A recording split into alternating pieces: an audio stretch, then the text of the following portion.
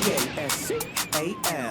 You are now rocking with that dude Pascal. What's up? Okay, guys, we're back at another conversation about Karmelo Anthony and Austin Metcalf, that whole case that has taken over the globe. Yes, it has taken over the globe. It has been extremely politically motivated, extremely racially motivated, etc. It has been a very wild, wild situation. One thing is for sure, in a little bit at around 10:30, I will be going live, 10:30 Central Standard Time. I'm going to be going live because around 11 o'clock, there will be a press conference being held by Karmelo Anthony's family. Yes, they will be speaking out for the very first time to the public. And I'm very interested to hear what they got to say about everything. And I'm wondering if they're going to ask or if they're going to demand that the police, law enforcement actually release the footage, because that could be very telling if they demand for that information, for the footage to be released. We'll see what happens, though, okay? But nonetheless, this has been a very, very high-profile case now. There's been a lot of people reacting to a slew of different things. A lot of misinformation, a lot of BS has been flying out the gate about Karmelo Anthony's family using the Give, Send, Go funds for new cars and a new house and all that stuff, which they say that the Go Send Me or so Give, Send, Go money has not even been touched at all. So that says something, okay? The fact that there has been so much misinformation flying out the gate. And I say this, let us see the footage. Let's see the evidence. Let's see what's going on. Is this self-defense or not self-defense? That is the ongoing question, right? Now, there's something that happened a couple days ago on Chris Cuomo's show, and I just had to bring this up. There's some very good points that these guys are bringing up in regards to whether this is self-defense, what to expect when going into this particular trial. Even they talk about the jury selection for this trial could be absolutely crucial because how racially motivated and how politicized this particular case has become. So let me show you guys this video. Let's take a look at this. I think this is very interesting and very telling. Let's rock and roll. So Anthony was being held on $1 million bond, which was crazy. Today they reduced it to 250 grand, which is, still sizable, but he wound up getting out. All right, so Mark, first of all, the idea of race, I mean, you lived it with Zimmerman in a big way. There's so many people who believe that that's why Zimmerman wound up beating that case. But what do you see here? What are your questions? What will matter? Oh, no, it's definitely a consideration. It always is, whether it's a sort of obvious what we're doing or the implicit one, because we all carry these implicit biases with us that perceive or impact how we perceive an event. Now, what's really it's going to come down to, and I disagree with the guy who said this is not a self-defense case. Yes, I think he said it. This is definitely a self-defense case because it always is one until you look at the facts of the case and compare the two. You have to compare who was the initial aggressor. Was it an aggressive act for him to go up and say, get away from the tent? Did he do more than that? My understanding was maybe he touched him and put hands on him. Granted, that makes the decedent in this case maybe the initial aggressor. But you really still then have to look at whether or not Karmelo Anthony responded with appropriate force, he used a deadly weapon, and whether or not he was in imminent fear of great bodily injury. That's the standard in Texas and most every state to determine whether or not his actions, the way he perceived him, the way Karmelo Anthony perceived him when he took out that knife and stabbed him. Let me I have to jump in and out of this thing for fair use and all that crap, but that is something very interesting. First and foremost, this is a self-defense case until proven otherwise. And I think that's very important. I know that everybody out there is saying, hey, this ain't a self-defense case. The kid brought a knife to a fist fight, etc. Right? But actually, technically, it still is considered a self-defense case until proven otherwise.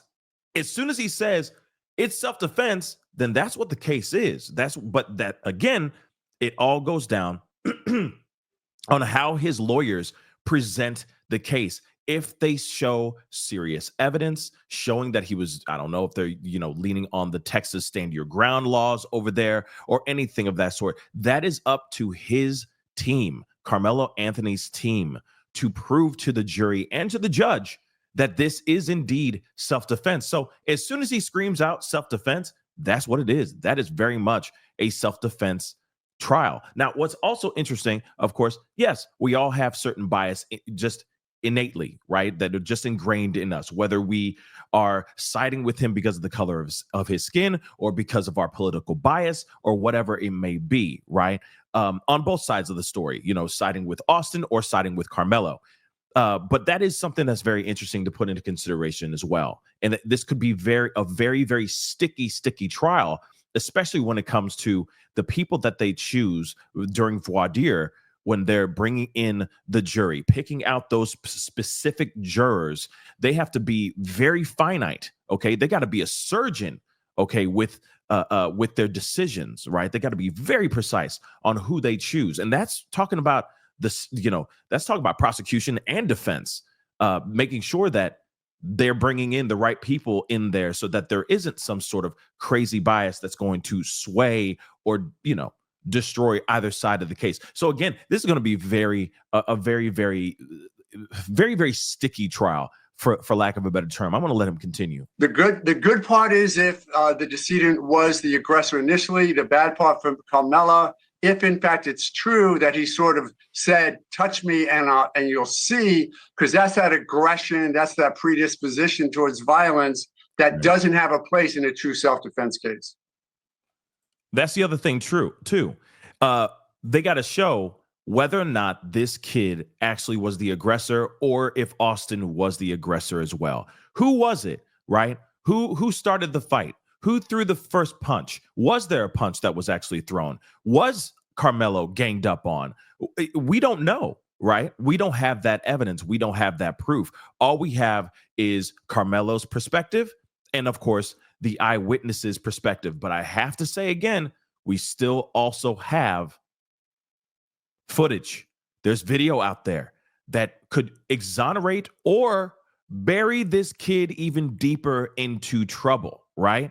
If we actually had the evidence. And again, I'm hoping that law enforcement release the footage because, again, that will show proof positive whether he did something or he didn't do anything. Like if this was really self-defense or not. This would paint a new perspective and a new narrative to this whole case. If we just saw one really good angle of footage, right? Showing the whole altercation, this could be a completely different ball game. But let's continue on.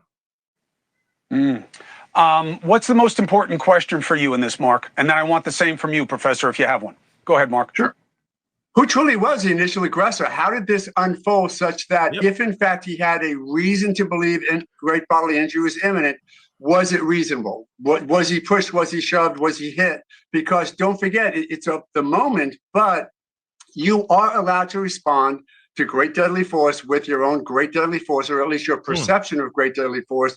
So it's really going to be fact-based. I do think that race, it's going to be played out on social media. It also is going to be played out in a courtroom if you ever get there, because in today's day and age, I would argue that someone like Carmelo Anthony now has a heightened concern over the past few years and the way we've sort of degraded some of the progress we may have thought we made over the past decade, as far as how we're treating young black males in the system, such that maybe he would have felt more preyed upon than he otherwise would.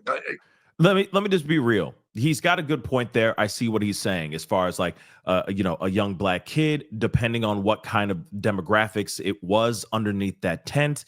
If he really was being ganged up on, not only just by Austin and all that, but like I said, we don't know anything about that yet. Yeah, I could see a kid, a young black kid being in a place where maybe he was the minority of the group. He might feel a little intimidated. But the other question is, and I feel like this is the question that's going to be presented in court, or at least argued in court.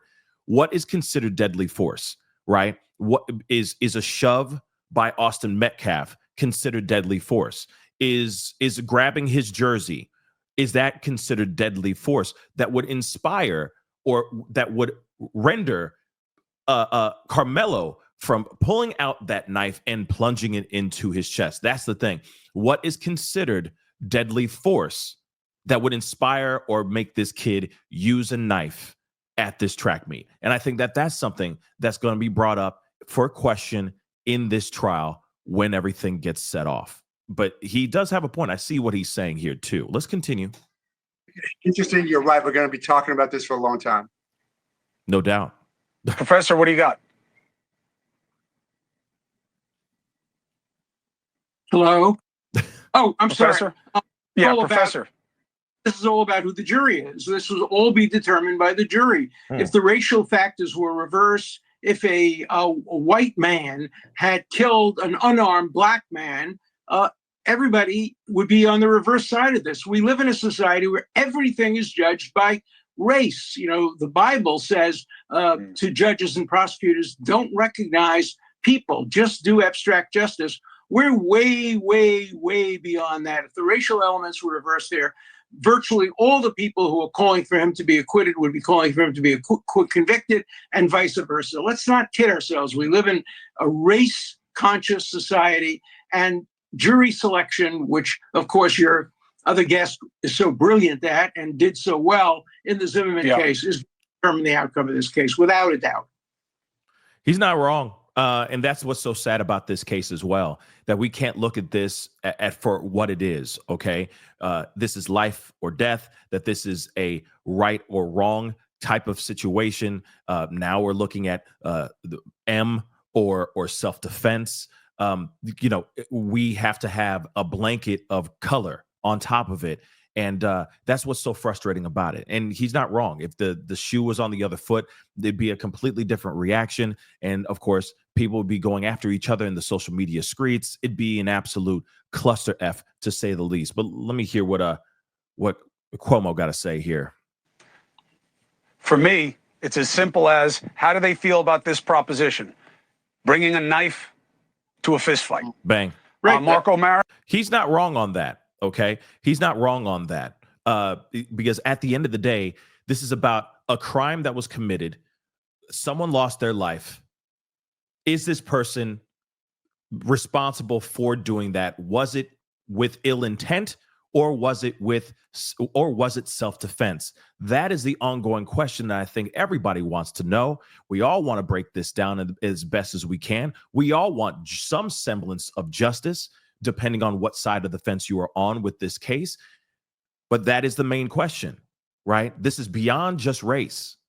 I feel like it's beyond just race. I know the internet streets want to talk about something completely different, and they only want to do just race. But here's the thing. This is a right or wrong situation.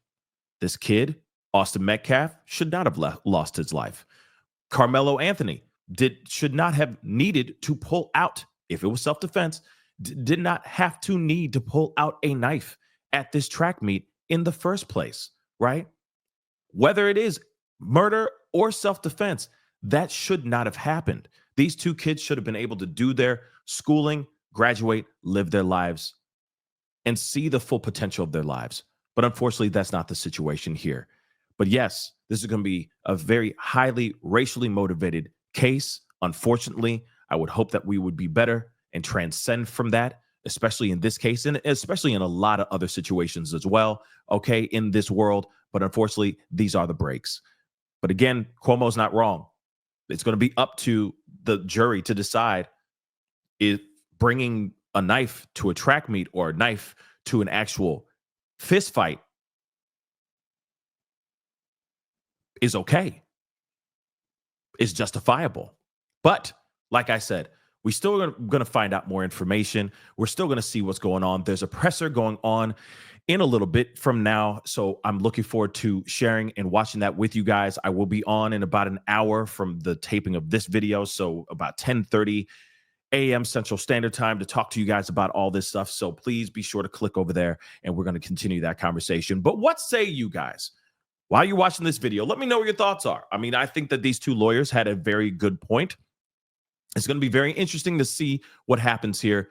Is this self-defense or not? That is the ongoing question. And again, that has nothing to do with race.